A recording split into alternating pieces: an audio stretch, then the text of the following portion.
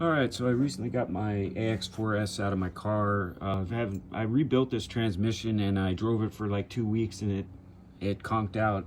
And so I recently thought, well, I'll replace all the solenoids and the pressure regulator and the lockup solenoid. And I've also put new wiring in.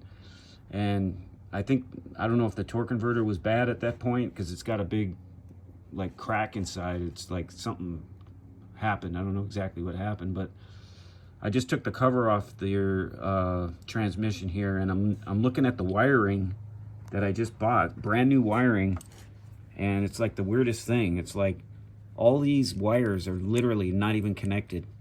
They're just like, I don't know if like there was some kind of short, but look at this. These wires are just not even, every one of them practically.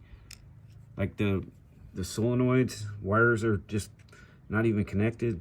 The second solenoid completely disconnected. I don't know if it's defective wiring, but none of these wires are connected.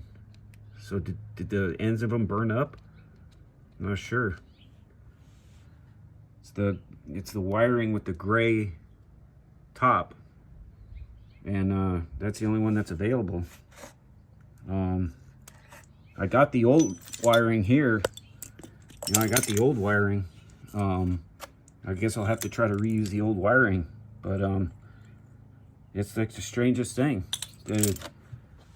All these wires are just literally disconnected, and they burned up or whatever. I don't know if anybody else has had that same problem. AX4S Ford transmission.